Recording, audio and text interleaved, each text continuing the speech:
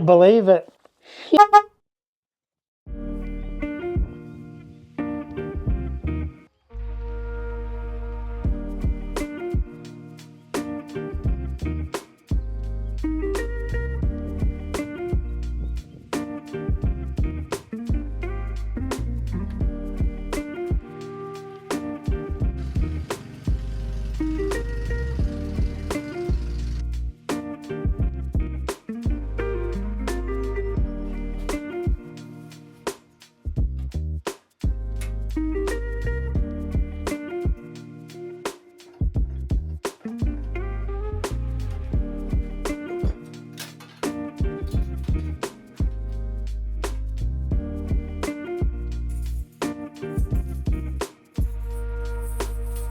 Hi, welcome back to the barn. Hope you're all well. So I'm just going to make this short video just before the bank holiday weekend in the UK. It's already bank holiday weekend here in France. Thursday the 1st of May is a bank holiday. In fact, I've been into town today to drop Lynn off somewhere and everything is closed, which was a shame because I would hoping to pick some of my favourite coffee beans up. Can't believe I ran out of my favourite coffee beans. How did I let that happen? That means I've got a weekend to play in the barn. Over the course of this weekend, I want to get these little triangular bits finished. And then we're going to start to look at this workbench in the corner, which won't be this video, but we're going to start to have a look at it during the course of this weekend. So that may be the next video.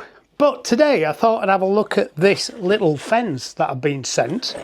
Say little, it's actually ginormous, which can be a replacement stroke addition to your table saw or bandsaw. Now I have to say I don't really use my bandsaw a lot for joinery work.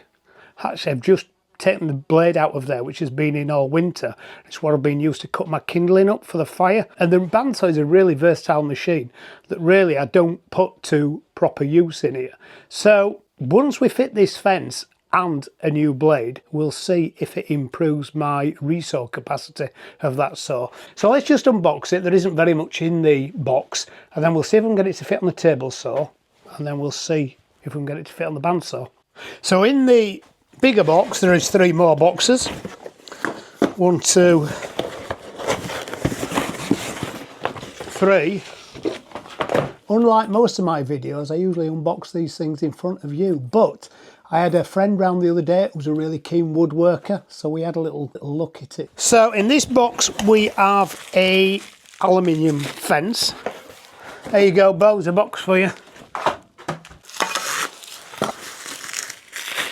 So with a big lump of aluminium with lots of grooves in it. 1, 2, 3, 4, 5, 6 grooves on that side. 1 groove on that side. If you're wanting to know how big it is, then I'm not going to tell you. No, I'm only joking. 3 foot long, 918 millimeters, so just a fraction over 3 feet long.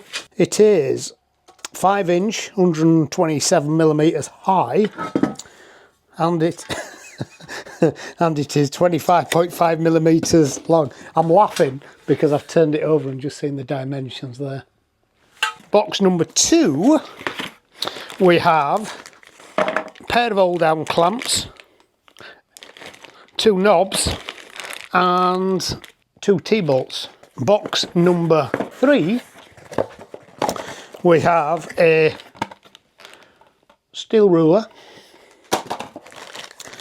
we have a bracket, 2 more knobs, and we have another identical bracket. Right, that's the unboxing bit done.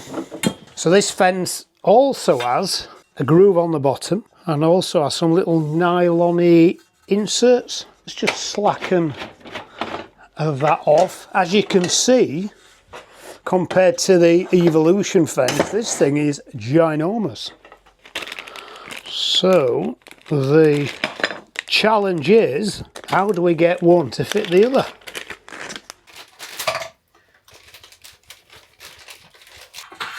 Okay.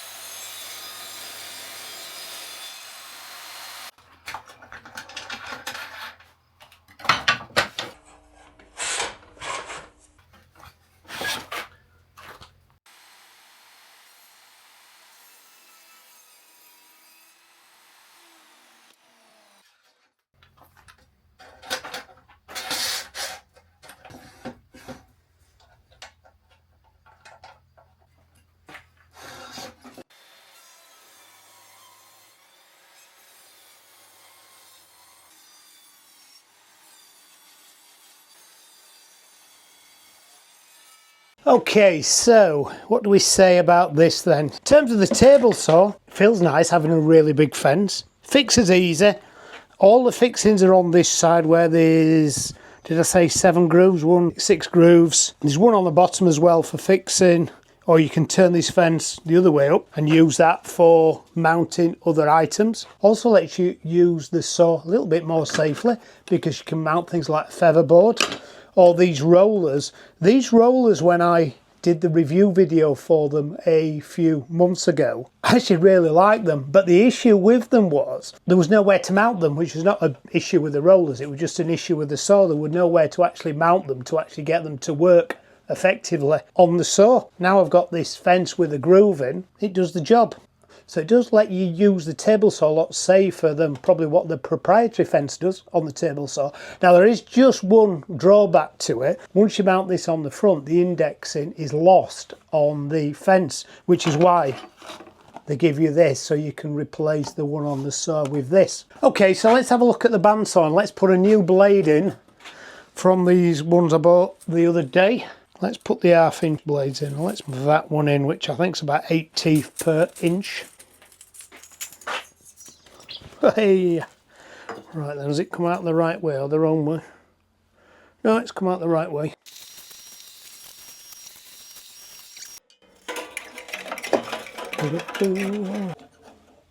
Okay. Try and mount the blade so the teeth are sat right in the middle of the wheels, because there's a slight camber to these wheels, so you want the most tension right on the teeth. So if you mount the blade so it sits pretty much at the back of the wheel, better tension on the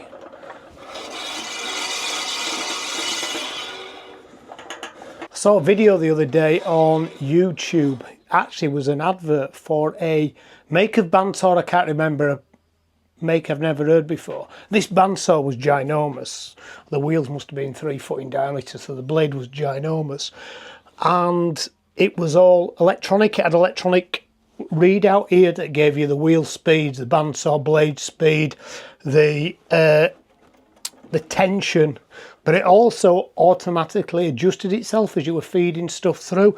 So all these little ball bearings that set here to guide the blade and to tension the blade was all automatically during the cut moving itself around. I'm sure the bandsaw was a fortune, but it was certainly too big for my workshop. Now I'm going to have to spin my bandsaw around to pull something through it.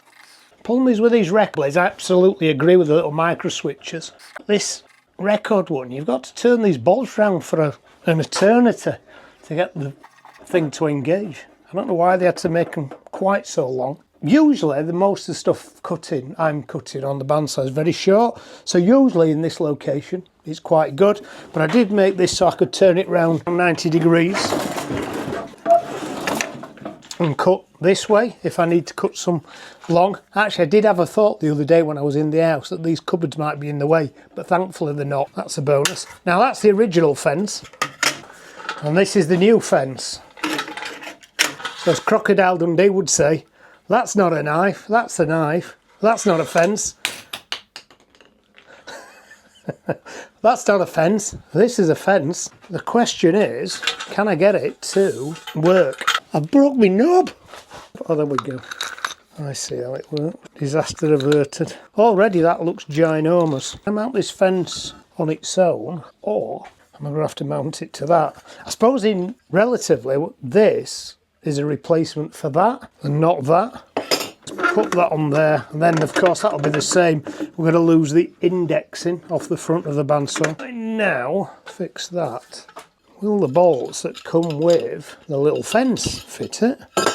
And the answer is yes. When I bought this, I was in the small loft workshop, and this was the biggest bandsaw I could actually get up there. It weighs quite a lot, it's about 40 kilos I think, so I was worried about getting it up there. But I thought for the size, it was the best bandsaw I could find for the size. It had a cast iron table. If I would have been buying it for this space, this workshop, I was buying a new one, I'd probably buy the 350 or something around that size, which is a bigger saw, bigger cut, bigger throw area. I don't use the bandsaw enough to warrant buying a new one.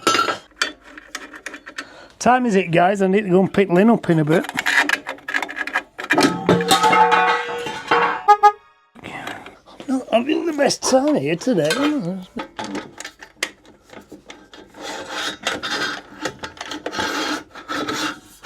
Right, there we go.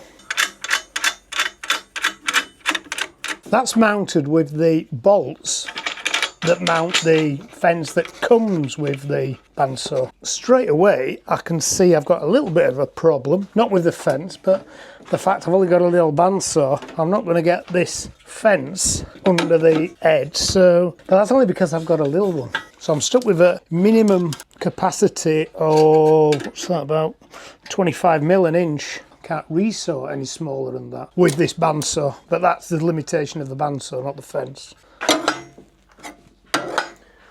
And it's square. There's that little bit of wood I was playing with. This is full of knots, and this will test the sharpness of that new blade. Can't do that, can I? I've ruined myself. So I could put my feather board on here. That's the other way around. Will it help me for what I want to do? So the feather boards and the rollers could all be on here. Okay, let's have a little cut and see what happens.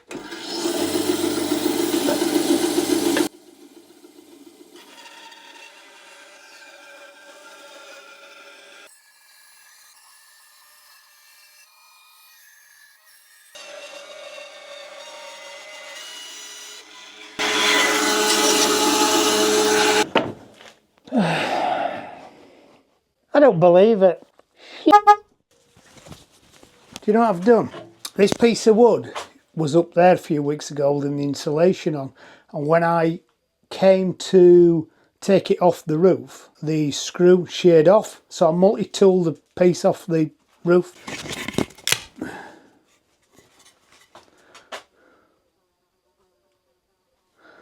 I've just cut into a screw with a brand new bandsaw blade on. So that's the bandsaw blade ruined. That's, I don't know, what, tenner will never get back? Right, that is so annoying. That is so annoying. Ugh. Okay, well, first of all, the cut up to that point was superb. It's cut really well.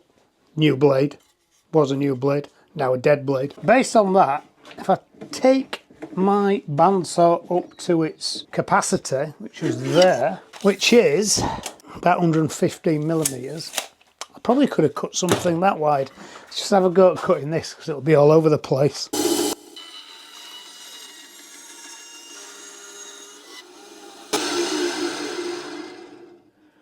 That's absolutely ruined that blade. Oh, I am so annoyed. Oh, oh. Right, okay, focus. So, the fence fits that, the fence fits this, the fence is good, the fence is big enough. The person who uses the bandsaw is a complete idiot. If I can use that footage right at the beginning just to make everybody think, what the hell's going on in this video? I'll see how I can edit it. So that, for me, works well fixed in that location. Just spin it around slightly so you can see it. So for me, fixed like that, let's see what other options we did have for fixing. These that came with it, we could use. Okay, so that I could live with. And the other option is these plates. So these would fit under there. The little bolt sits in, just pull these off. It's easy to see, pull them off. Pull it off, don't break it off.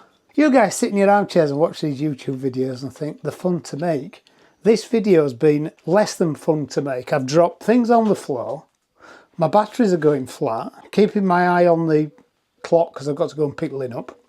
This has been a nightmare to me. And it's cost me a tenner. Everybody go and buy one of these. The link will be in the description. I need to get me affiliate link money back to go and buy a new bandsaw blade. I'm joking, of course. You don't have to buy one. Buy two. Okay, I see. So these fit in actually quite tight. So that means if I put them in there with the associated bolt, that'll trap the fence onto the table.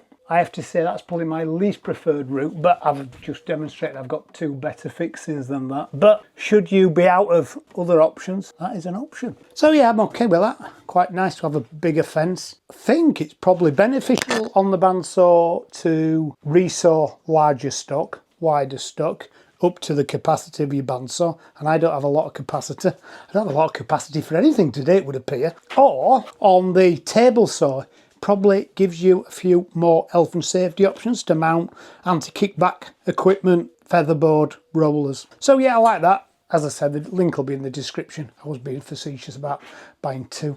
Put that to one side now, and just before I close this video, and I'm not going to do any more woodwork because I'm going to make a right pig's ear of it based on the last hour. Just briefly, I wanted to show you something, and also at the same time just work out how I might make this bench. So my idea is, and actually it wasn't just my idea, somebody actually posted a comment a long time ago about doing pretty much what I'm going to do here. I have a shelving unit there and there for the height of that. Now my bench over here is 34 inch, so up to there. Now I won't get all my sustainers in, but sustainer, little rack with a space between. This Triton TRA 001 will be sat about there. With it being on a drop leaf table, when it drops in, will sit in a space somewhere like that, and then up there and there, back and to the right, back and to the left. Okay, so that's my idea. So I'm going to need two pieces just to create that little unit in there, plus a little bit more for some shelves, and then a piece of 600 to form that drop down leaf, so when it's operational it'll be about 900mm. I just want to amend this window, which I might do over the next couple of days, so I can open this window and fold it flat back to this wall, so when I use this router table I can actually use the almost infinitive length out there. And if I mount the router a little bit this way, then that would give me about 1 metre either side of capacity before I have to consider moving this. And that's one of the things I need to come on to. This, as good as it is, the Mark II version, there's always a Mark III in my head, needs to be in a position where I can easily move it, and at the moment I can't. It's a bit too heavy, and the casters that are on it are a bit poor actually, but I have got a few things in my head of how to make it easier to move. In an ideal world, when I'm not using this, I'll just wheel it over there and give myself a lot bigger space here, but at the moment it's a bit heavy and a bit cumbersome. Right, I'm going to call that video here, primarily because everything I seem to do today ends up as a completely disaster. And secondly, I do want to pick Lynn up in a bit. Clean up these boxes that Bo's now wrecking all over the garden. If you enjoyed this video, give me a thumbs up. If you think it's been a disaster, give me a thumbs up and drop me a comment saying it's been a disaster. And if you want to see some more of the small barn workshop circus on today's outing, then consider subscribing, and I'll see you on the next video. Cheers guys, bye.